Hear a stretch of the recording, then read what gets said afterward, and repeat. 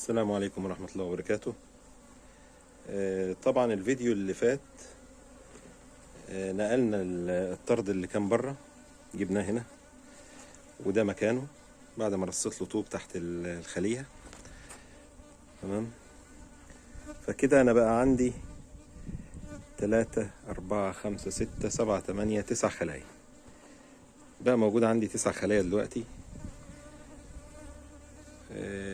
طبعا انا كنت بادئ السنة اللي فاتت ما كانش فيه غير 3 خلايا، وكان نهاية يعني بادئ في نهاية الموسم، يعني ما كانش فيه تضريد خالص في الفترة دي.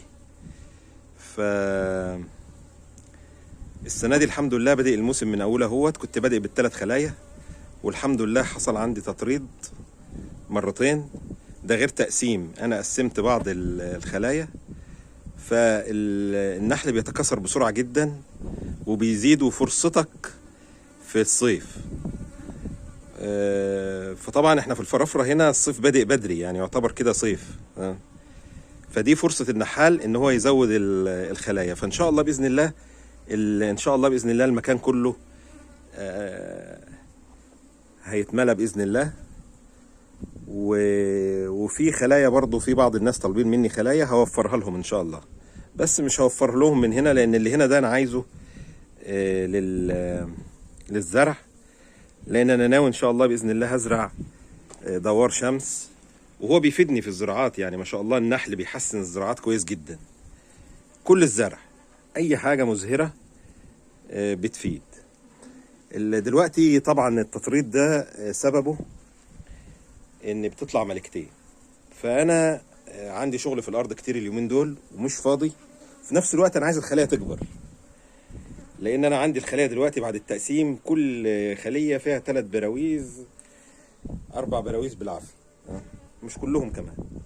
فعشان ازود الكميه، كميه النحل داخل الخلايا بقى واكبرها، فاللي هعمله دلوقتي ان انا هموت البيوت الملكيه. اي بيوت ملكيه هلاقيها طالما فيه طالما موجود ملكة. دي بعض البيوت الملكية اهي، بعض البيوت الملكية انا لقيتها، فانا قطعتها اهوت اهي، واضحة. اي بيوت ملكية زي كده باجي بالسكينة وبقطعها. فانا وانا باخد برواز دلوقتي عشان احطه للطرد اللي بره، لقيت البيوت ديت في الخلية اللي هي ايه دي. هراجع كل الخلايا لان انا مش فاضي، والفترة الجاية عندي شغل كتير في الارض. فهراجع كل الخلايا، اي بيوت ملكية هلاقيها هقطعها بالسكينة واطلعها زي كده، تمام، عشان خاطر ما يحصلش تطريد وانا مشغول في الارض، ممكن ملحقش النحل. طبعا ديت انا حاططها يمكن بتنزل شويه ميه كده زي ما انتم شايفين، فكده النحل ممكن يشرب منها ميه، تمام. بترشح. في بعض الناس بتجيب زير. يلا بسم الله، هفتح الخلايا، واي خليه هلاقي فيها بيوت ملكيه هقطعها طالما ان الملكه موجوده. لان التطريد سببه ايه؟ سببه ان فيه ملكات جديده. سبب التطريد ان فيه ملكات جديده. انا هبدا بالخليتين دول اللي جنب بعض، افتحهم واحده بواحده ان شاء الله. خلينا نبدا في اليمين دي، ولا قبل ما نبدا اعمل دخان.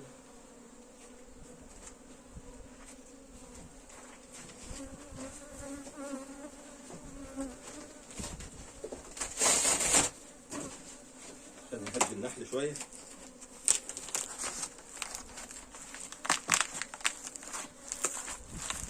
طبعا انا بعمل الدخان دلوقتي بطريقه بدائيه،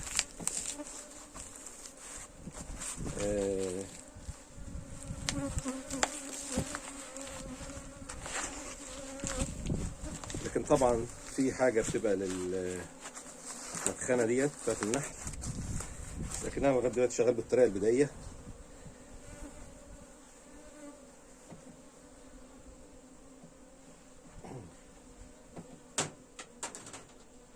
النحل زهقان، النحل زهقان مني.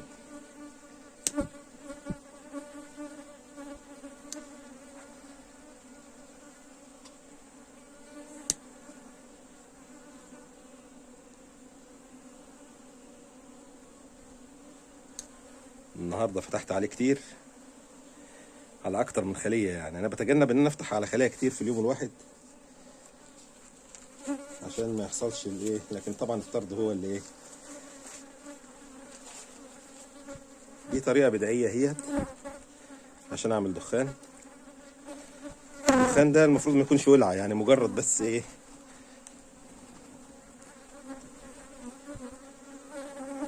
دخان بسيط زي كده هيخلي النحل ايه يهدى شويه.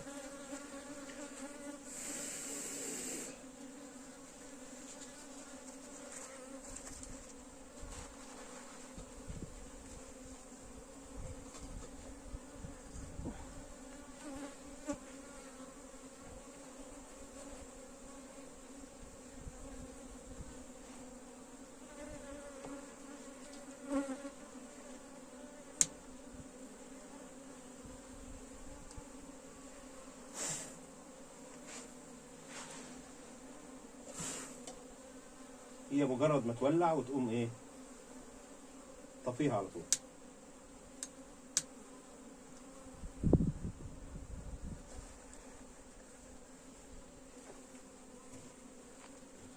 بس شويه دخان بساط زي دول ان شاء الله هيهدوا الدنيا باذن الله.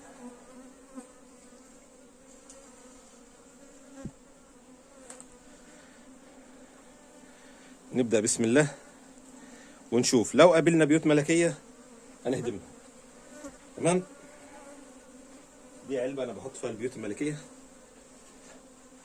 أهي. نبدأ بسم الله. الخلية دي طبعا في خليتين هنا صوت الزن فيهم عالي، ده معناها إن في نحل كتير. تمام. طبعا دي خلايا كلها متقسمة، احنا نقوله كده ده شمع اساس وده شمع اساس جديد برضه لسه بادئين يشتغلوا فيه. تمام. هنا بقى دي البراويز القديمة.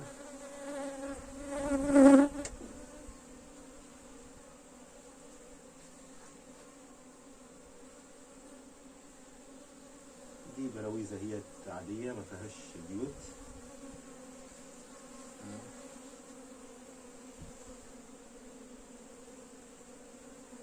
فيها حضنة مغلقة.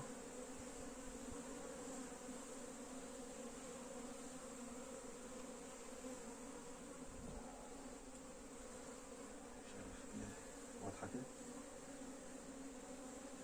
دي كلها حضنة مغلقة، مفيش بيوت ملكية.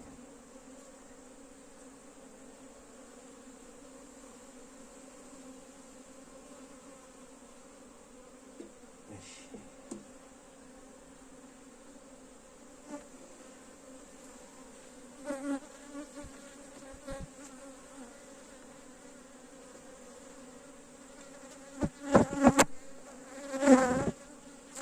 في بيوت ملكية اهي. تمام. نشوف دلوقتي هنبدأ نتعامل معاها ازاي. نشوف هنبدأ نتعامل معاها ازاي. اهي البيوت دي.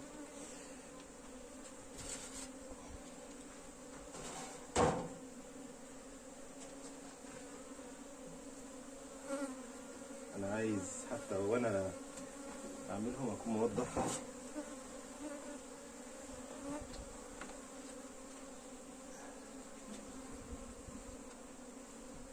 هنيجي على البيت الملكي كده، ده طبعا مفتوح بس هنشيله برضه. ماشي. وده مفتوح ده مغلق.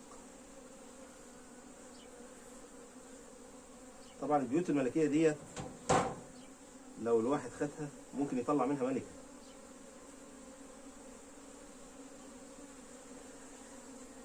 يعني ممكن يطلع منها ملكة هنا.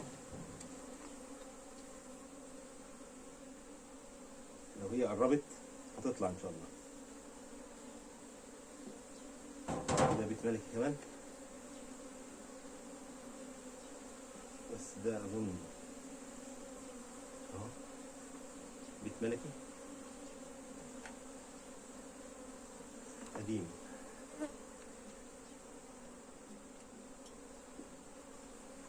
بس انا قلت اشيله عشان ما يبقاش فرصة.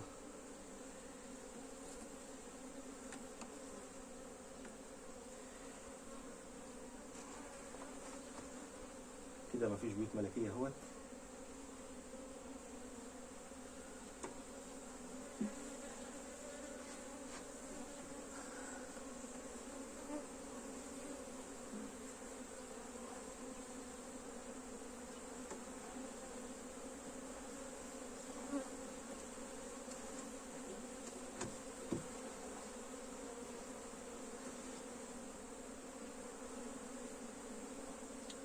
طبعا انا عرفت ان هنا ملكة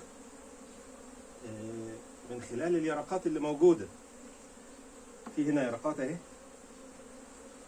ده معناه ان الملكة موجودة. مش شرط الواحد يلاقي الملكة، المهم تلاقي نشاط الملكة. يعني يا تلاقي بيض، يا تلاقي حضنة مفتوحة، او حضنة مغلقة. بس المفتوحة ده معناها ان كان نشاطها قريب. خلاص كده الخلية دي خلاص. اه دي زوايد، دي زوايد مش بيوت ملكية دي. تمام.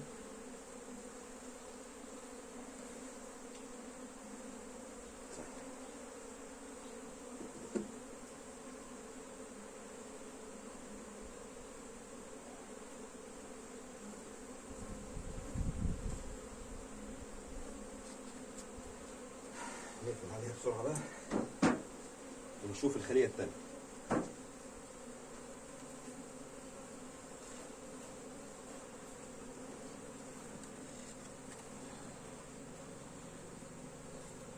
اتفقنا ان احنا اي خلية مش عايزها تعمل تطريد وعايزها تزيد والنحل يزيد وما تعملش تطريد، نموت نهد البيوت الملكية. تمام. ولو لقيت ملكتين شيل ملكة منهم. لو لقيت ملكتين تشيل ملكة على طول.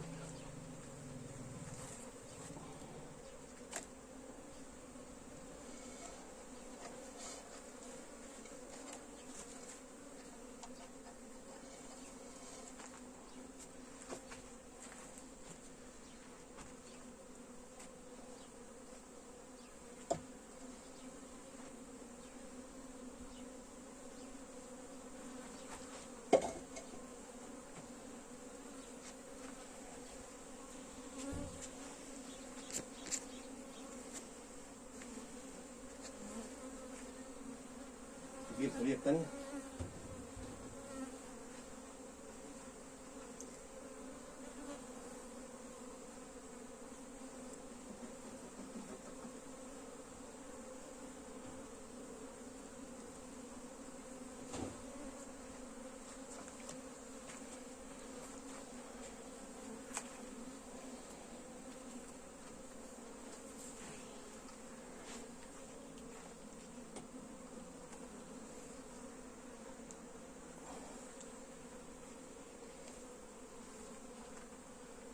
دي عايزة ممكن أزود في الجواز ولا إيه؟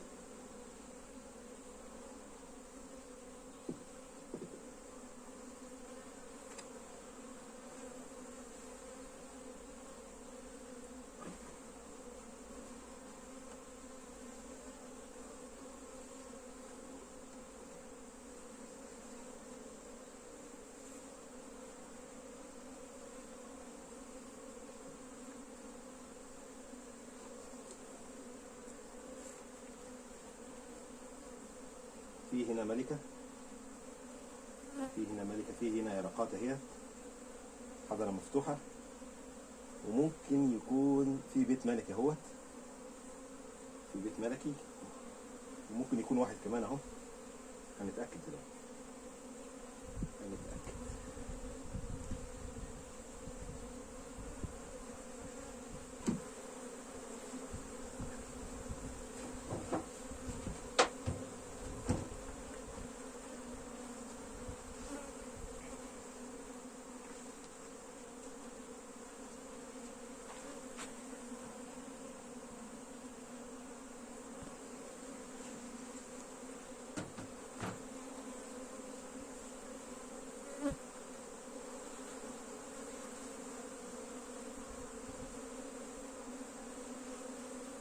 في هنا بيوت ملكية كتير كتير كتير كتير. أول حاجة كده المجموعة دي، مجموعة دي.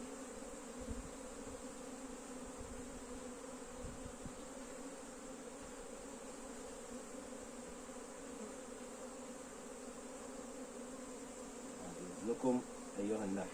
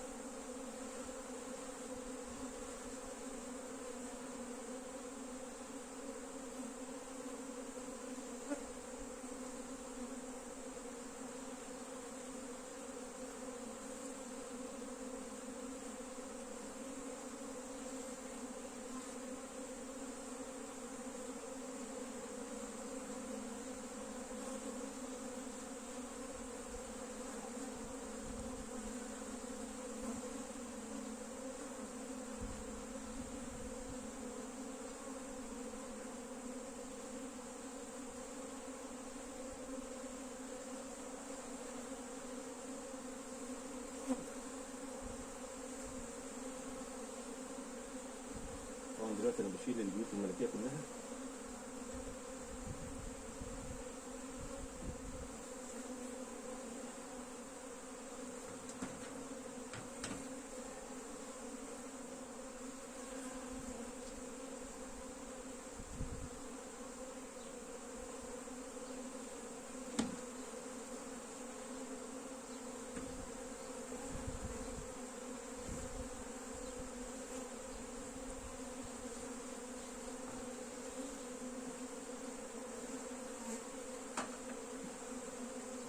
عشان ما يحصلش تطريد تاني، نتخلص من كل البيوت ديت.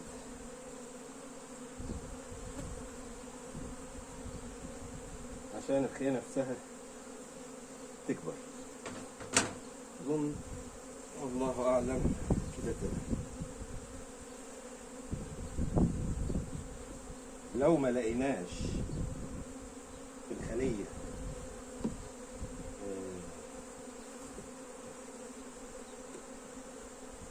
بيض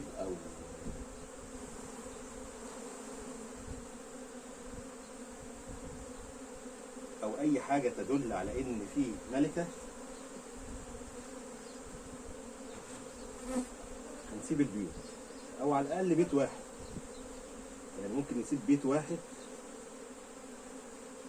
للبيوت الملكية عشان تطلع منه ملكة.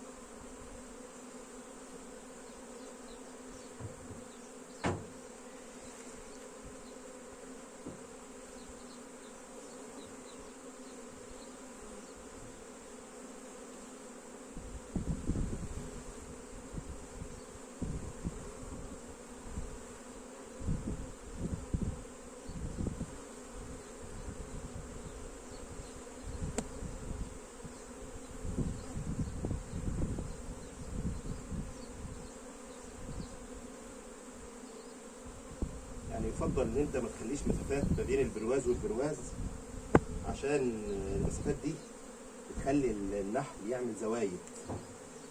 تمام. احنا هنهدي دي كده، نهديها شويه،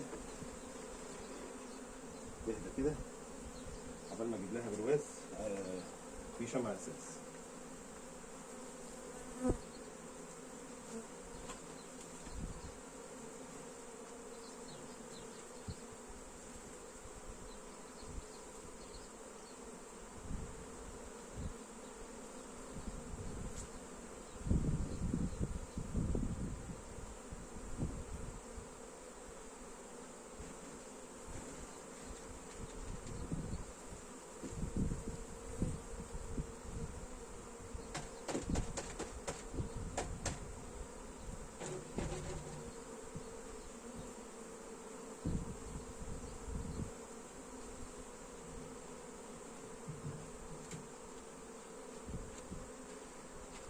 برواز جديد اهو، يعني الخلية ما شاء الله فيها نحل كتير ومش عارف يقف فين، لازم تزود ايه، تزود له برواز عشان يشتغل.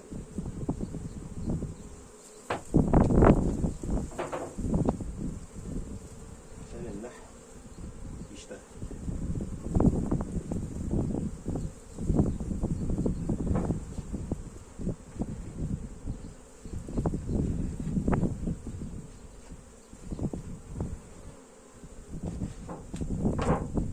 كده خلاص احنا خلصنا كده خليتين،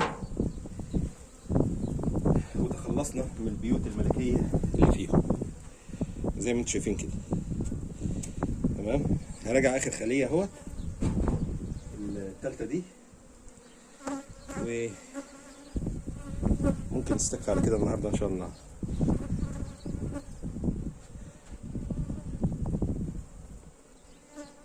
يلا ما نشوف اخر خلية. انا لسه مطلع منها كام بيت ملكي، يعني دي الخلية اللي انا جبت منها البرواز اللي حطيته للنحل الطرد اللي كان طالع.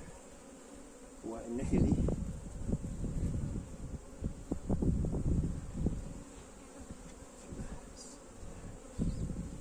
ما شاء الله ممكن تكون عايزة شمع اساس جديد، دي عايزة برواز شمع جديد.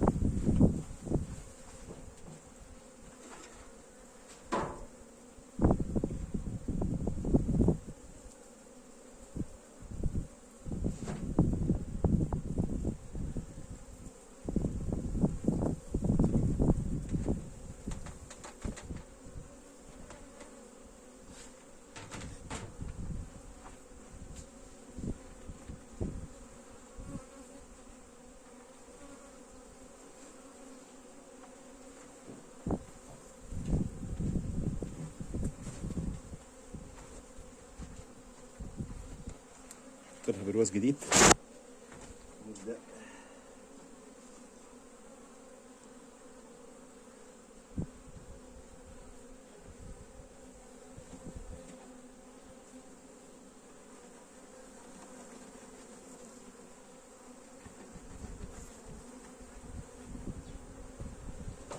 البرواز الجديد اهو، شمع اساس. ماشي،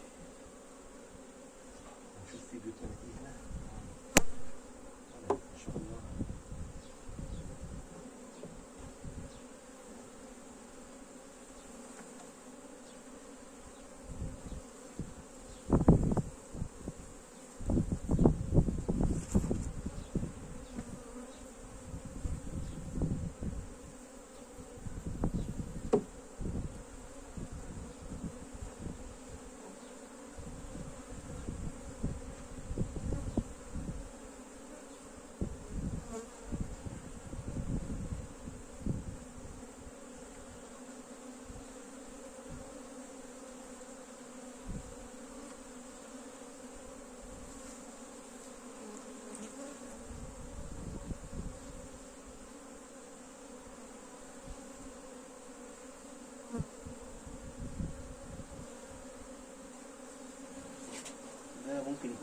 ممكن وممكن يكون زوايد مش عارف، بس هشيله خلاص.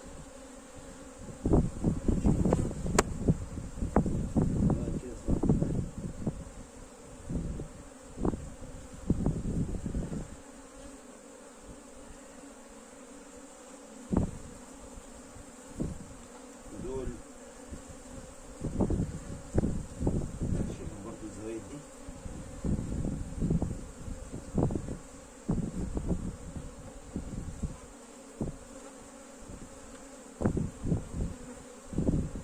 الزوايد دي ممكن يكون فيها غذاء ملكة نحل.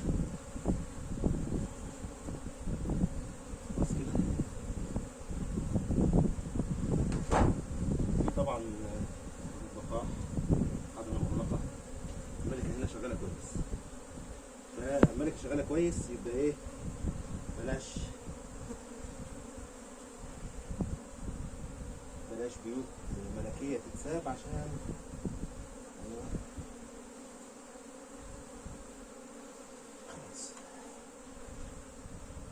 عشان ما يحصلش تقليد عندي. انا بصراحه تعبت النهارده، الشغل كان كتير، فكده خلاص نحاول اقلل المسافات و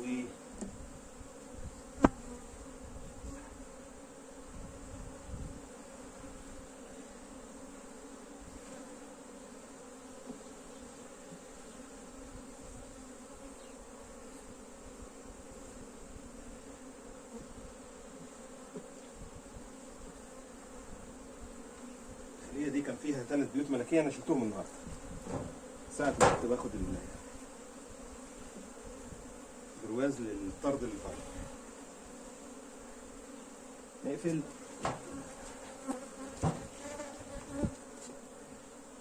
وديت حصيلة البيوت الملكية اللي طلعت، مش عارف أحاول أفتحهم يمكن ألاقي فيهم غذاء ملكة نحل وأسيبهم، يمكن ملكة تطلع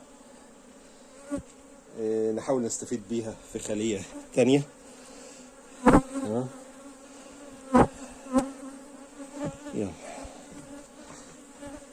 يلا والسلام عليكم ورحمة الله وبركاته.